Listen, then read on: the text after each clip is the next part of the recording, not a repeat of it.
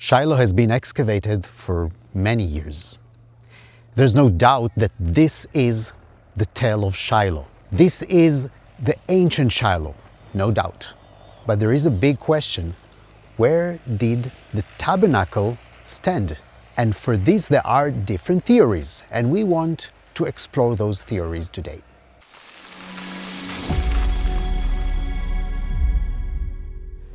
I'm Ran Silberman for All Israel News, and we have Scott Stripling here, who is the leader of excavations in Shiloh for how many years? 7 years? 10 years, but 7 seasons of excavation during that period.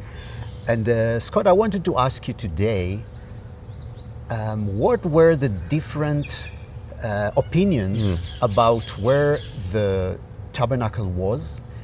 During the history of archaeology, different people, they wanted to find the place of the tabernacle, right? What are the different suggestions, and what do you think about that? Well, that's a great question. I guess I'll start with Charles Wilson. In 1866, he came to Shiloh after Edward Robinson had identified the site following Judges 21, which tells you exactly where to go, and behold, that's where it was.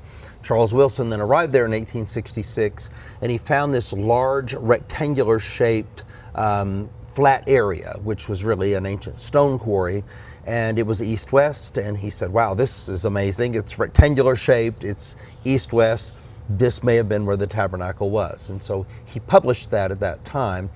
The most common theory of where the tabernacle stood is down below the Tel at the northern side. This is also the way the site is being presented to the visitors. When you come here, they show you that this is the place of the tabernacle. That was for years the most accepted theory.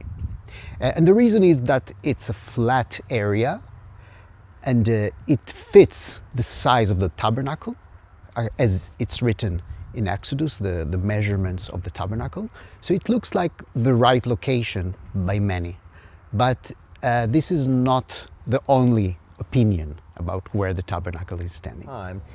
In the early 1980s, an author by the name of Kaufman repopularized the idea, and by that time the modern community of Shiloh had been planted there.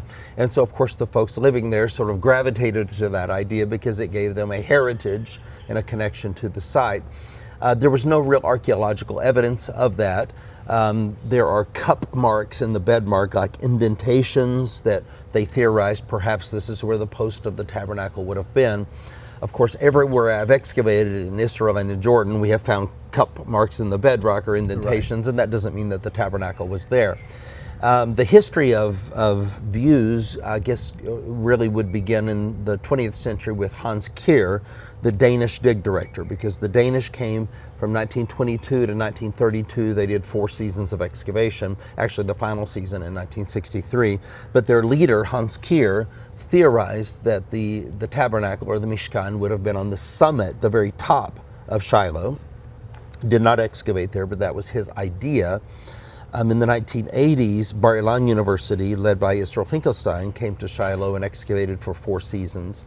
Finkelstein also believed that the summit was the most logical place, and in fact he found over on the eastern edge of the site a favisa, or a bone deposit, that he thought maybe that had been the evidence of a Canaanite sacrificial system that was on the summit, that had been relocated when the Israelites arrived around the year, in his view, around the year 1200, and then placed the Mishkan on the summit. That was Finkelstein's view. I am now standing on the top of the Tel, and this is one of the first suggestions of where the tabernacle stood. It made sense because people wanted the sacred places to be on the high places. However, this is not very biblical, because if you read the Bible carefully, you see that every time the sons of Israel were rebuked not to behave like the Canaanites, who put their altars on the top of the hills. Other authors had written about the southern approach because it's nice and flat, and the Christians had venerated that. You have 5 churches on the southern approach. So some had theorized, well, that would have been a logical place for the tabernacle because it's open and it's flat. I'm standing in the ruins of a Byzantine church that existed here, the 4th, 5th, 6th century AD. And the first expedition of archaeologists that came here from Denmark to excavate Shilo, they found this place and they built this cement construction that is not original. What is original are the columns that are lying there and the mosaic floor on which I'm standing. And the question, why did the Byzantine build a church here? What's the event, or what did they want to commemorate by a church? Probably they believed that this is the place where the tabernacle stood.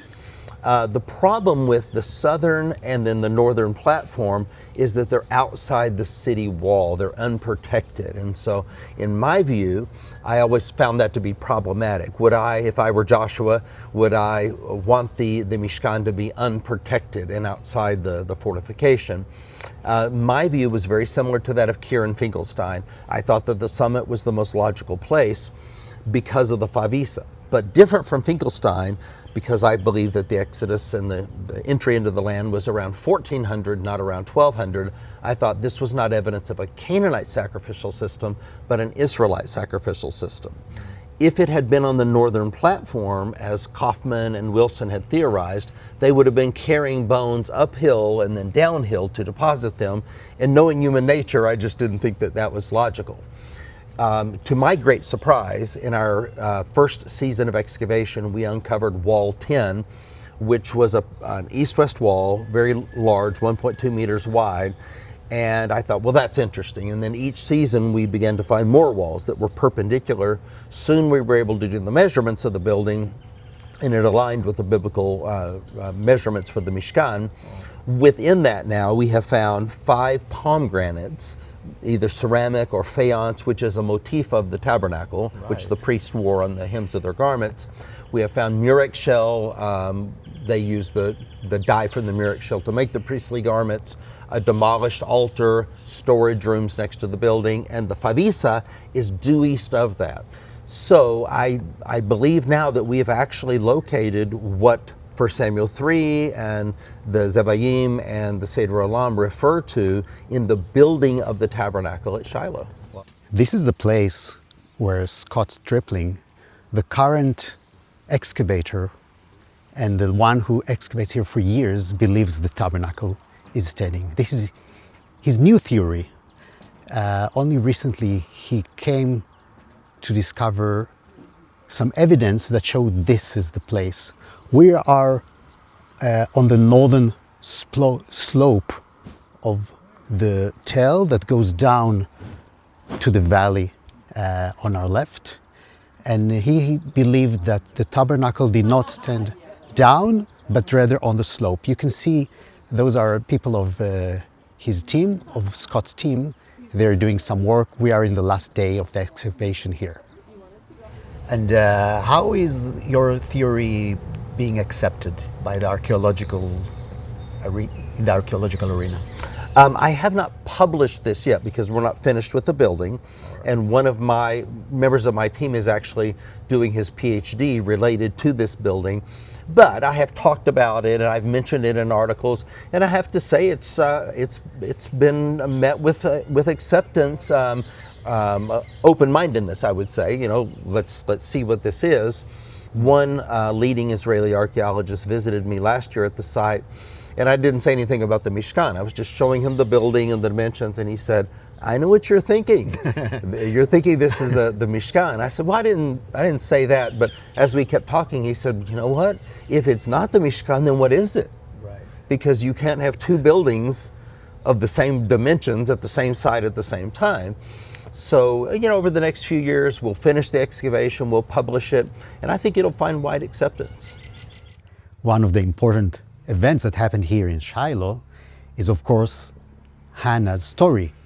Hannah came here in the first chapter of 1 Samuel, and she prayed here. She prayed for a boy, and then she gave birth to a boy. And after that, she came here again to Shiloh with the boy, and she prayed. She prayed and she honored and she glorified God. And this is a very famous prayer that ends with the messianic prophecy. She says, in the end, he shall give strength to his king and exalt the horn of his anointed, meaning the Mashiach. Anointed is Messiah, Mashiach. It's a prophecy about the king who will come, King David, and the seed of the Messiah that will come from him.